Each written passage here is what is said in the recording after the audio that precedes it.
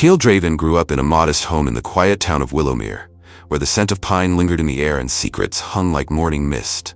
He was the eldest of 3 siblings, a reserved, diligent man who never demanded much. His younger sister, Lysa, was the family's darling, a radiant beauty with a laugh that could enchant anyone. Then there was Tobin, the youngest, who stayed out of the spotlight. Kael didn't mind fading into the background. He loved his family deeply and believed they felt the same. But love, as Kael would soon discover, could mask some ugly truths. His parents, Maris and Elton Draven, weren't wealthy, but they'd carved out a stable life through years of hard work and thrift. Kael always assumed the family inheritance, a blend of savings, their house, and a small parcel of land, would be divided fairly among the children when the time came. It wasn't a vast fortune, but it was enough to give each of them a start. That belief anchored him, even as he watched Lysa bask in their parents' affection and praise. She was their pride, the one they boasted about at every town gathering. Kael didn't envy her, he just kept his head down and worked harder. But everything shifted one rainy afternoon. Kael, now a grown man, had stopped by his parents' house to help his father patch a leaking roof. As he climbed down the ladder, voices drifted through the kitchen window. It was his parents, their tones hushed and calculated. Curiosity pulled at him, so he lingered, pretending to adjust the ladder. What he heard next struck him like a blow to the chest. "Lysa deserves it all," his mother Maris said firmly. "She's the one who'll make something of herself." "Kael's fine, he'll manage, and Tobin's too young to care," Elton grunted in agreement. "We'll rewrite the will soon. She's our legacy." Kael stood rooted, rain soaking through his jacket as his world tilted. His parents weren't just favoring Lysa. They were planning to erase him and Tobin from their inheritance entirely. Every late night he'd spent assisting his father at the store, every trip he'd made driving his mother to appointments, it all turned to ashes in his mouth. Betrayal clawed at his insides, but he didn't burst in to confront them. No, Kael was sharper than that. He slipped away, the sting of their words igniting a quiet fury within him. Back at his small apartment, Kael couldn't rest. He paced, replaying their conversation, wondering how long they'd seen him as expendable. Was it always about Lysa? Had they ever truly cared for him? The questions gnawed at him, but then his phone buzzed. It was a voicemail from his grandmother, Lysa, a keen-witted woman who'd raised Maris and always had a soft spot for Kael. She'd passed away 2 years ago, but her lawyer had left this message. "Kael, come to the office tomorrow. There's something Lysa wanted you to have. It's urgent." A spark of hope flared in Kael's chest. Grandma Lysa had been his rock, the one who'd sneak him extra cookies and tell him he was stronger than he realized. Could she have foreseen this treachery?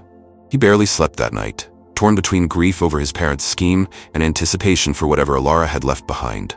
The next morning, he drove to the lawyer's office, a modest brick building on the edge of town, his heart thudding with a mix of dread and possibility. The lawyer, a thin man named Mr. Hensley, greeted Kael with a knowing nod. "Your grandmother was clever," he said, sliding a thick envelope across the desk. Inside was a letter in Lysa's graceful script and a legal document that made Kael's breath catch. The letter read, "My dear Kael, I've always known your parents favored Lysa, but I saw you. You're the heart of this family. I've left you my estate, the old Vane house, and all it holds. Use it wisely, and don't let them crush you." The document confirmed it. Lysa had secretly willed her entire estate to Kael alone, bypassing her daughter Maris completely. Kael sat there, stunned, tears prickling his eyes. The Vane house wasn't just property. It was a grand Victorian jewel tucked in the woods, worth far more than his parents' humble assets. Lysa had outmaneuvered them all from beyond the grave, ensuring Kael wouldn't be left with nothing. But this was only the beginning. How would his parents react when they learned the truth? And what would Lysa, their precious gem, do when her golden path hit a dead end? He left the office clutching the envelope, his mind a whirlwind. The rain had stopped and sunlight broke through the clouds, casting a faint glow over Willowmere. Kael felt a strange mix of triumph and sorrow. He had Lysa's gift, a lifeline he hadn't expected, but it came at the cost of exposing his family's fracture. He could keep silent, take the estate and walk away, or he could face them, demand answers, and risk everything. The choice loomed like a shadow, but Kael knew one thing: he wouldn't let them bury him without a fight. That night, he sat at his kitchen table, Lysa's letter in hand, tracing her words with his fingers. The Vane estate was more than bricks and land. It was her belief in him, a shield against the betrayal. He thought of Tobin, innocent and unaware, and Lysa, basking in her favored status. Then he pictured Maris and Elton, plotting behind his back. The anger flared again, but so did resolve. Lysa had given him a weapon, and he'd use it. The question was how, and what storm would follow when he did. Kael couldn't shake the weight of Lysa's letter, her graceful words looping through his mind like a lifeline. 2 restless days had passed since he'd left the lawyer's office, clutching the envelope that named him sole heir to the Vane estate. Sleep eluded him, his thoughts a tangle of rage and disbelief. The grand Victorian house in the Willowmere Woods, along with everything inside, was his, a gift from his grandmother who'd seen his worth when his parents hadn't. But the sting of Maris and Elton's betrayal lingered, their voices still sharp in his memory. Lysa deserves it all. He'd been invisible to them, a ghost overshadowed by their perfect daughter. Today, that would change. He drove back to his parents' house, the envelope tucked in his jacket like a loaded promise. The sky hung heavy with clouds, a fitting mirror to the turmoil churning inside him. Kael didn't know if he wanted to yell, weep, or simply walk away forever, but he craved answers. Why had they chosen Lysa over him and Tobin? Was their love so shallow, tied to some warped sense of value? He parked outside the familiar wooden house, its weathered paint a stark contrast to the flawless image they showed the world. Taking a steadying breath, he knocked. Maris opened the door, her face softening into a smile that didn't touch her eyes. "Kael, good to see you. Come in, Lysa's here too." Her warmth felt brittle now, a facade he could pierce. He stepped inside, the old floorboards creaking under his boots, grounding him. Elton sat in his armchair, skimming a newspaper, while Lysa sprawled on the couch, her phone glowing in her hands. Tobin's faint gaming noises drifted from upstairs. The scene was achingly normal, a painful lie that tightened Kael's chest. How could they act so untouched when they'd planned to discard him? "I heard you," Kael said, his voice slicing through the stillness like a blade. Maris paused, her hand hovering over a teapot. Elton lowered his paper, eyes narrowing. Lysa looked up, her flawless brows knitting together. "When I was fixing the roof, I heard you say Lysa deserves everything. You're rewriting the will to cut me and Tobin out." The words spilled out, rough and raw, and the room froze. Maris's mouth opened, then shut, her face paling. Elton shifted, his jaw clenching, but he stayed silent. Lysa set her phone down, confusion sharpening into something fiercer. "Kael, what are you saying?" Lysa asked, her tone edged with defense, but he ignored her, fixing his gaze on his mother. "I just want to know why. Why am I nothing to you?" Maris flinched, setting the teapot down with a clatter. "That's not true," she faltered. "You're our son, we love you."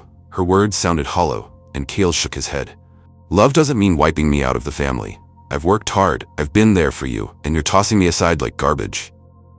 Elton spoke at last, his voice rough. "You're making this bigger than it is, son. We're just doing what's best. Lysa's got vision, she'll use it well." Kael's laugh was sharp and bitter. "And I don't? I've helped you my whole life, Dad. I never asked for applause, but I didn't expect a knife in my back." Lysa stood, hands on her hips. "This is nonsense, Kael. You're just jealous. I didn't beg for this." "Didn't you?" Kael snapped, turning to her. "You've lapped up their favoritism since we were kids. You knew they saw you as the prize." Lysa's eyes flashed, but before she could fire back, Kael pulled the envelope from his pocket. "But it doesn't matter anymore. Grandma Alara saw what you didn't. She left me the Vane estate, all of it. You're not getting everything no matter what you rewrite." The room exploded. Maris gasped, gripping the counter. "What? That can't be." Elton surged to his feet, his paper crumpling to the floor. "Alara did what?" Lysa's face twisted, shock mingling with fury.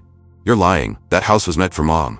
Kael held up the letter, letting them see Alara's signature. "She wrote it herself. She knew you'd do this, Mom. She made sure I'd have something you couldn't steal." Maris sank into a chair, hands trembling. "She had no right. I'm her daughter." Her voice broke, but Kael felt no pity. "You had every chance to be fair," he said coldly. "You picked Lysa over us." Elton stepped forward, face flushed. "You think you can storm in with some hidden will and flip this family upside down? That house should have been ours to decide." Kael met his stare. "It's not yours now, it's mine." Lysa lunged for the letter, but Kael yanked it back. "Don't touch it," he warned. She glared, tears brimming. "You're ruining everything. I was going to use that money for my business." Kael nearly laughed. "Your business? You mean your shopping trips and selfies? Grandma knew who deserved it." The words landed like a slap, and Lysa recoiled, bolting from the room. Maris called after her, but she was gone. Elton pointed at Kael. "You've started a fight, boy. This isn't done." Kael nodded, unyielding. "Maybe, but I'm finished being your stepping stone." He turned to leave, but Maris grabbed his arm. "Kael, please, let's talk." Her eyes begged, but he shook her off. "You should have talked before you decided I was worthless." He walked out, the door banging shut behind him, his pulse racing with a blend of victory and grief. The Vane estate was his, but his family was splintering. What would Lysa do next? How far would his parents push to strike back? One thing was certain. The lines were drawn, and Kael wouldn't yield. He drove into the night, Alara's letter a quiet strength in his pocket, steeling him for the battles ahead. Kael drove away from his parents' house, the slam of the door still reverberating in his ears. Darkness cloaked the Willowmere streets, the only sound the low rumble of his truck's engine. His hands clenched the wheel, knuckles pale as his mind spun. He'd unleashed Alara's secret, and the images of their reactions lingered. Maris's stunned gasp, Elton's blazing anger, Lysa's tearful exit. The Vane estate was his now, a lifeline his grandmother had secured for him, but the triumph tasted bitter. His family wasn't just cracking, it was breaking apart. Yet a fierce determination burned within him. He wasn't finished standing his ground. He pulled into the gravel driveway of his modest apartment, the day's weight crashing down. Inside, he dropped the envelope on the table and slumped onto the couch, staring at Alara's letter. Her words, "You're the heart of this family," felt like both a gift and a challenge. She'd entrusted him with her legacy, a stunning house worth more than his parents' entire holdings. But what came next? Lysa's outburst about her business echoed, a hint she wouldn't surrender easily. And his parents' threat of a fight wasn't idle. They'd dig in, and Kael had to be ready. Morning brought a flood of messages. "Lysa, you're a selfish fool. This isn't over. Maris, we need to talk, Kael. Please come back." Nothing from Elton, which worried him more. Silence meant scheming. Kael ignored them and headed to the Vane house. He hadn't returned since Alara's funeral, and arriving at the iron gates felt like stepping into a dream. The Victorian mansion rose before him, its ivy-draped walls and tall windows whispering of past glory. This was his now, a refuge and a fortress. Inside, the air carried dust and a faint trace of lavender, Alara's signature scent. Kael roamed the rooms, memories washing over him, baking in the kitchen, listening to her tales by the hearth. She'd left it all untouched, furniture, books, even a small safe in her study. Intrigued, he knelt to examine it, spotting a note taped on top. "For Kael," it said in her script. His heart raced. Another surprise? The lock clicked open with his birth date, a detail that warmed him. Inside lay a stack of documents and a velvet pouch. The papers were deeds, not just for the house but a secret savings account with a hefty sum. The pouch held a gold locket, Alara's initials etched on it. He opened it to find a tiny photo of them, his younger self beaming beside her. Tears welled up. Alara hadn't just given him a home, she'd handed him a future his parents couldn't snatch away. But a sharp knock jolted him from the moment. Wiping his eyes, he opened the door to find Lysa, arms folded, her designer sunglasses masking her gaze. "We need to talk," she said, voice taut. He stepped aside, cautious but curious. She strode in, heels clicking on the hardwood, scanning the space like it was hers to claim. "This should have been Mom's," Lysa said, facing him. "Grandma was wrong to skip her." Kael's jaw tightened. "She didn't skip her. She chose me because Mom chose you." Lysa scoffed, peeling off her glasses to reveal bloodshot eyes. "You think you're some victim? I worked hard too, Kael. I had plans, real plans, and you've wrecked them." He crossed his arms. "Plans for yourself?" Grandma saw through that. Lysa's cheeks flushed. "You don't get it. Mom and Dad promised me the inheritance for my fashion line. It's not just money, it's my dream." Kael stared, incredulous. "And my dreams? Tobin's? You didn't care when they cut us out." She hesitated, then pushed back. "I'll fight this. I'll get a lawyer. That was fake, or she wasn't right in the head." Kael stepped closer, voice low. "Go ahead. The lawyer's solid, and I've got proof. You'll lose." She glared, tears spilling. "You've become someone I don't recognize." Kael softened briefly, glimpsing the sister he'd once cherished. "You never knew me, Lysa. You were too busy being their star." She stormed out, leaving the door ajar, and Kael knew the war was just starting. Lysa wouldn't relent, nor would their parents. That afternoon, Tobin called. "Hey bro," he said, voice shaky. "Mom's crying nonstop and Dad's on the phone about legal stuff. What's going on?" Kael sighed, guilt pricking him. Tobin was trapped in the middle. "I'll tell you later," he said. "Just stay clear of it, okay? I'll look out for you." Tobin paused. "I don't want us to break apart." Kael's throat tightened. "Neither do I. But I can't let them trample me." By evening, whispers spread through Willowmere. Kael caught snippets at the gas station. Alara's estate went to the son, not the daughter. Maris is livid. His phone buzzed again, an unknown number. He answered, and a polished voice said, "Mr. Draven, this is Victor Crane, attorney. I represent your parents. We'd like to discuss Alara Vane's will." Kael's stomach dropped. They were moving fast. He ended the call, pacing the Vane house's vast hall. The safe's contents sat on the table, a testament to Alara's faith. His parents and Lysa were gearing up for a legal clash, with Tobin caught in the fray. Kael felt the burden of it all, but a steely resolve hardened within him. This was his inheritance, his grandmother's trust, and he'd defend it to the end.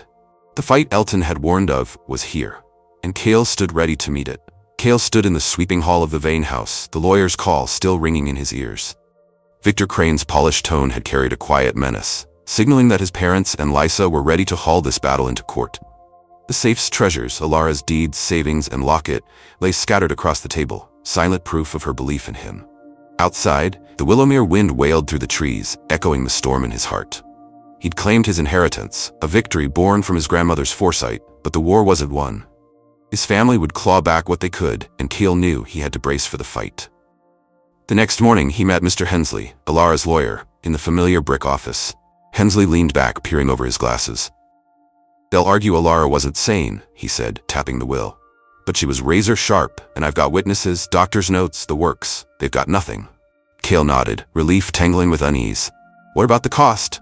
Court isn't cheap." Hensley's lips quirked. "Your grandmother left a fund for that too. She knew they'd try this." Kael left with a flicker of hope, but it dimmed when he spotted Lysa's car outside his apartment. She stood by the door, arms crossed, her face set with resolve. "We're suing," she said bluntly as he approached. "Mom and Dad hired Crane. He says the will's fishy, and we'll prove it." Kael unlocked his door, not inviting her in. "You'll lose, Lysa. Grandma planned this years ago. It's airtight." She stepped closer, voice quivering. "You're ripping us apart over a house. Is it worth it?" He met her eyes. "You ripped us apart when you let them erase me. This isn't just a house, it's what I'm owed." Lysa's eyes glistened, but she spun away, tires screeching as she sped off. Kael watched her go, a pang of sorrow hitting him. She'd been his sister, his partner in childhood games, but greed had twisted her. Or perhaps it always lurked beneath her shine. He pushed it aside and called Tobin, needing to shield him. "Stay with me a while," he said when Tobin answered. "Things are getting messy," Tobin agreed, voice faint. "I just want us to be okay, Kael." Kael swallowed hard. "We will be." Days stretched into weeks and a legal tempest roared in. Crane filed a challenge to Alara's will, claiming manipulation and mental frailty. Hensley struck back with affidavits from Alara's doctor and friends, plus a video she'd made a year before her death, stating her intent clearly. Kael watched it in Hensley's office, her voice unwavering. "My daughter favors Lysa, but Kael's the one I trust. This is for him." Her gaze sparkled with defiance, and Kael drew strength from her resolve. Willowmere buzzed with talk, neighbors splitting into camps. Some branded Kael a grasping opportunist, others cheered his defiance of favoritism. Maris and Elton kept their distance, but Tobin moved into the Vane house, his quiet presence a balm. One night, eating pizza in the sprawling kitchen, Tobin asked, "Do you hate them?" Kael paused, the question piercing. "No," he said after a beat. "I hate what they did, not them, not yet." Tobin nodded, and Kael tousled his hair, vowing to guard him through the chaos. The court date neared, and Kael steeled himself. On the morning of the hearing, he stood before the Vane house's mirror, adjusting his tie, Alara's locket tucked in his pocket for luck. At the courthouse, Maris and Elton sat with Lysa and Crane, their expressions grim. Kael took his place beside Hensley, Tobin in the seats behind. The judge, a stern woman with silver hair, listened to both sides. Crane wove a tale of Alara's weakness, but Hensley shredded it with evidence, the video clinching it. Maris's eyes widened as it played, and Elton's grip tightened on his chair. The judge's ruling came, her voice steady. "Alara Vainesville stands. The estate belongs to Kael Draven. Case closed." A ripple ran through the room. Kael exhaled, relief surging, but he caught Maris's tear-stained face as she rushed out, Elton trailing her. Lysa lingered, glaring. "You won?" she spat. "Satisfied?" He shook his head. "I didn't want this war." "You did." She left without a word, and Kael felt the ache of their severed tie. Back at the Vane house, he and Tobin sat on the porch, the sunset gilding the woods. "What now?" Tobin asked. Kael thought of Alara, her faith in him. "We start fresh," he said. "This place is ours. Maybe we fix it up. Make it ours." Tobin smiled, a real one after weeks of strain. "I'd like that." A few days later, a letter came from Maris, her script shaky. "We were wrong, Kael. We got lost in Lysa's glow. I'm sorry." No word of Elton, but it was something. Kael didn't respond, not yet. Forgiveness would come slowly, if at all. Lysa stayed quiet, her ambitions bruised but alive elsewhere. The town's chatter faded, the drama slipping into memory. Kael kept the locket close, a token of Alara's love. The Vane house stood proud, a symbol of his endurance. He'd lost parts of his family, but gained a legacy. With Tobin beside him, he'd forge a new path, one his grandmother would smile upon. The fight was over, and Kael had prevailed, not just for the estate, but for his own worth. The wounds remained, but so did the promise of healing, brick by brick, in the home Alara had given him.